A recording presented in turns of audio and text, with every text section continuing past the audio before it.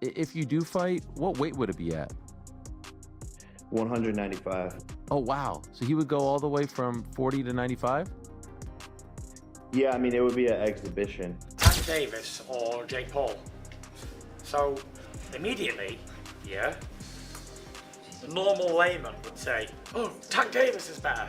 But better at what? Jake Paul is unequivocally the most successful fighter in history 4 years in. No one comes close. No one. The fight between Jake Paul and Gervonta "Tank" Davis has reportedly been confirmed. Jake says it will be an exhibition match and that most of the details are already worked out. The fight is expected to happen after Tank's rematch with Lamont Roach. Fans are very excited to see these two popular fighters go head-to-head. Promo videos are already ready, and both sides are prepared to make the fight happen once the rematch is over. If you do fight, what weight would it be at? 195. Oh, wow. So he would go all the way from 40 to 95? Yeah, I mean, it would be an exhibition. Okay. And so what does that mean? Is that 3-minute rounds? Yeah, 10 3-minute rounds. And when you say exhibition, like, what are the restrictions on that? No restrictions, just the fact that like we couldn't actually get it professionally sanctioned. Okay. Is that still of interest to you? Like, if he wins the rematch and you beat Julio, is that of great interest to you later this year? For sure. Like I said, big events, and you know, when we had announcement videos filmed for Canelo and for Gervonta, like both filmed and fully edited, and my team went into the streets to ask people what they thought of me versus Gervonta. Every single person was like, Gervonta would kill Jake. He's going to die, all of this stuff. And so just proving people wrong and changing the narrative and showing people that I'm a better boxer than all of these so-called pound for pound is just fun for me. Jake Paul's win over Julio Cesar Chavez Jr. was a big moment in his boxing career. With this victory, he's now ranked among the top 15 cruiserweight fighters. This is a huge achievement, especially since many people used to think of him as just a social media star trying out boxing. Now, current champions can't ignore him. To protect their titles and reputations, they might have to face him in the ring. Jake's journey from exhibition matches to becoming a serious contender shows how much he's grown in a short time. So now that Jake Paul won his fight against Julio Cesar Chavez Jr., he's apparently ranked top 15 cruiserweights in the world. And apparently, I guess now, world champions are able to fight voluntarily to defend their championship against Jake Paul. Which, if I'm being honest, that's kind of crazy, bro. Isn't that crazy? Right? You're telling me you fought somebody that's not a natural cruiserweight, right?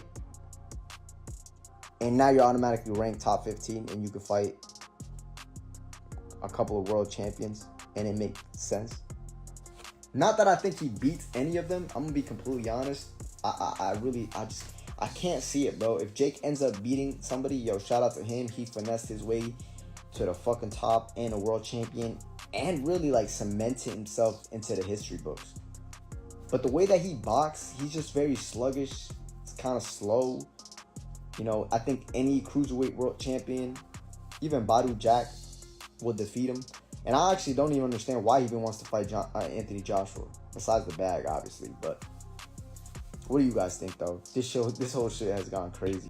The idea of Jake Paul fighting Gervonta Davis has been talked about in boxing for a while. Jake, known for making bold moves, used the post-fight press conference at Mike Tyson's event to challenge Davis directly. This wasn't just for attention, it showed Jake's confidence and his desire to take on top-level fighters. Talks between both sides are still ongoing, and this has added even more excitement and curiosity about whether the fight will actually happen. An interested observer on the Netflix event, Paul versus Tyson. Why wouldn't you even want to fight him? And who told Mike Tyson to fight anyway? Is Jake Paul someone you'd want to take on at one point? Yeah. Tell him, this is my call out. Jake Paul, what up? What up, Jake Paul? Yeah, I mean, I'll be down. Let's run it. Like, I'll be super down. I don't know if Gervonta needs Jake Paul. Let's be clear, right? Is there a height limit in boxing? Tyson Fury, known for always speaking his mind, shared his thoughts on the possible fight between Jake Paul and Gervonta Davis.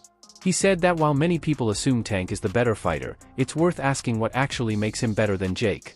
Fury praised Jake's talent for promoting fights, pointing out how he turns every match into a big event. Jake's ability to attract fans, sell pay-per-views, and create worldwide buzz is something most fighters can't match.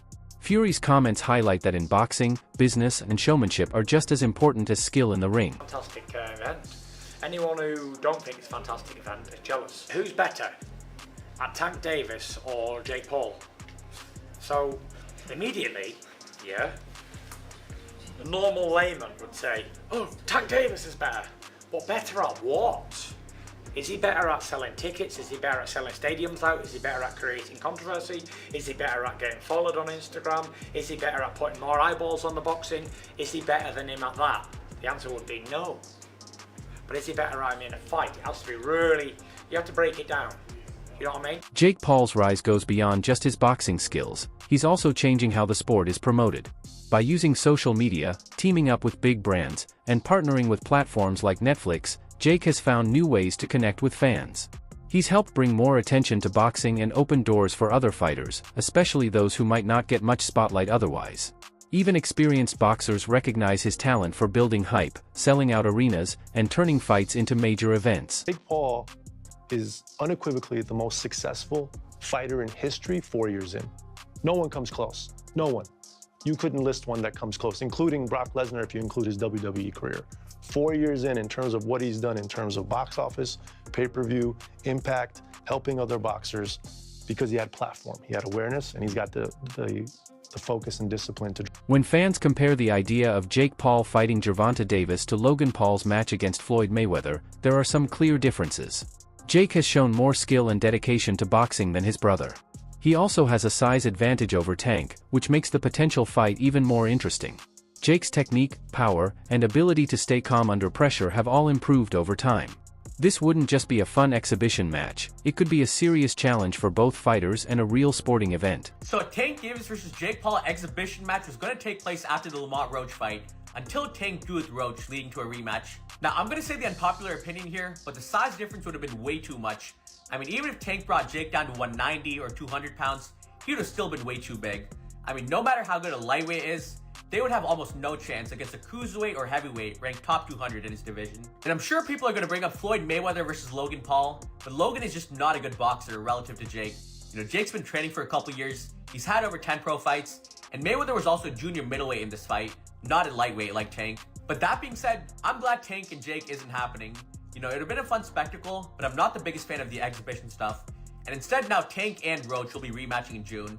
You know, the first fight did a little over 260,000 pay-per-view buys, which isn't bad in this market. Roach absolutely deserves a second fight, so I do think the rematch will do far more numbers. And as for Jake, I want to see him fight big-name boxers around his weight class. You know, the Tommy Fury rematch, for example, he's undefeated. The first fight did a little over 800,000 pay-per-view buys. He's around the same age range, so that's the fight I want to see, not the exhibitions. But let me know what you guys. The question of whether Gervonta Davis would agree to fight Jake Paul is still up for debate. Some fans believe Tank should take the fight, especially if it brings in big money. But his reported decision to turn down a fight with Shakur Stevenson, offered by promoter Turki Alalshik, because he didn't want to fight in Saudi Arabia, has raised some concerns. This has led people to think that Tank may be very selective about who he fights and where. As a result, many believe a match with Jake Paul will only happen if all the conditions meet Tank's preferences exactly. I've been told y'all Gervonta Tank Davis isn't a prize fighter. I know a lot of you guys say, well, he doesn't fight for belts, he doesn't fight for legacy, he fights for money. He's a prize fighter, Jerry. And I'm going to assume a prize fighter is a guy who is solely making fights based off of cash reward. He'd rather fight a bum for 50 million than fight a guy who's experienced for 10 million. That is what a prize fighter would be.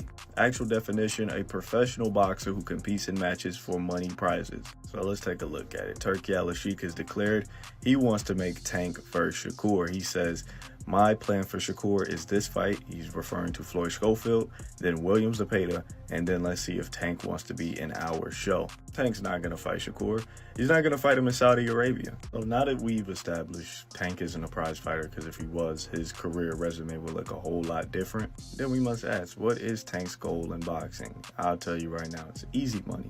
Tank is the type of guy, he'd rather fight let's say 4 Lamont Roaches for 20 million, then fight 1 Shakur Stevenson for 80 million, which is fine. But I'm tired of people saying, oh, he's a prize fighter. That's why he's not taking these fights.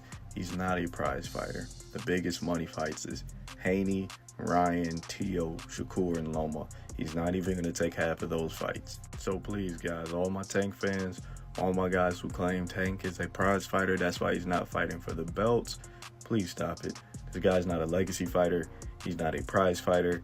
He's just a guy who enjoys easy paydays. And like I said, there's nothing wrong with that. Just stop misleading people with your comments. Gervonta Davis, who usually fights below the lightweight limit, has often been encouraged to move up in weight to take on tougher challenges. If he were to fight Jake Paul, the jump would be huge. Jake fights around 190 to 200 pounds, which is a completely different weight class. For Davis, this wouldn't just mean gaining weight, it would require a full change in his training, strategy, and preparation. The size difference alone would make this fight unlike anything he's ever experienced. Take on it. I've been saying for a while that Gervonta Tank Davis needs to go up to 140 and challenge himself. Now, a lot of the fanboys, you Gervonta Tank Davis fanboys, called me a hater for that because y'all just don't get it. And I don't really blame fanboys.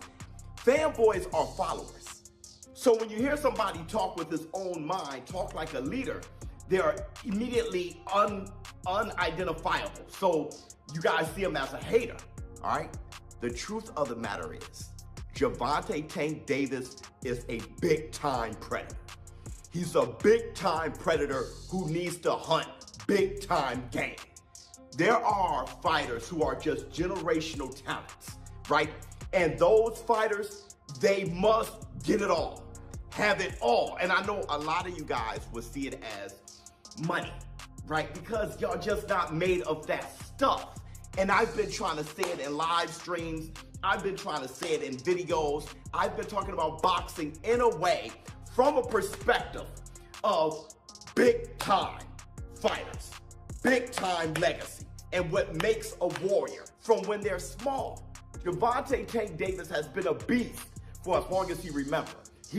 From a little kid, he's been a beast. Despite his talent and popularity, Gervonta Davis is not ranked in the top 10 pound-for-pound list among lightweights, which surprises many fans who see him as one of the division's best. This raises questions about whether fighting Jake Paul would help or hurt his career. Some think it could be a fresh challenge that boosts his reputation, while others worry it might look like a sideshow and take attention away from his legacy as a serious, elite boxer. Gervonta Davis is not a top 5 pound-for-pound fighter right now. He's arguably not even in the top 10 pound-for-pound right now. Despite how cool this picture is, it does not get him into the pound-for-pound list. Even though we could say that he could probably beat everyone in the lightweight division, even though I think he loses to Shakur, he hasn't done it, and he probably isn't gonna do it. But what would it take for him to get to the #1 pound-for-pound spot? Let's go over what he would have to do to reach #1. Well, first off, he'd obviously have to go undisputed in the lightweight division. And even though that would be great, I think that only cracks him like #4. Because the only one in the top 10 pound-for-pound in the lightweight division is maybe Shakur. But realistically, he's gonna have to do more than just go undisputed in the lightweight division. So obviously, he'd have to go up to 140 because there's no way he's making 130. And then he'd have to beat a dude like Teofimo, and he'd probably have to beat Devin Haney as well. And I think that could probably get him the #1 spot. But yeah, we can sit here and say Tank is one of the best pound-for-pound fighters right now, which I think he's one of the most talented, and I think he could do most of what I said. However, hypotheticals aren't going to work with pound-for-pound listing. According to Jake Paul, any fight with Gervonta Davis would happen only after Davis finishes his rematch with Lamont Roach. This rematch is very important for Tank's career, so it makes sense that he wants to focus on it first. Once that fight is done, both fighters can consider facing each other. Fans are excited to see if this long-talked-about match will finally happen. Jake Paul's win over Julio Cesar Chavez Jr. also earned him respect from well-known people in the boxing world.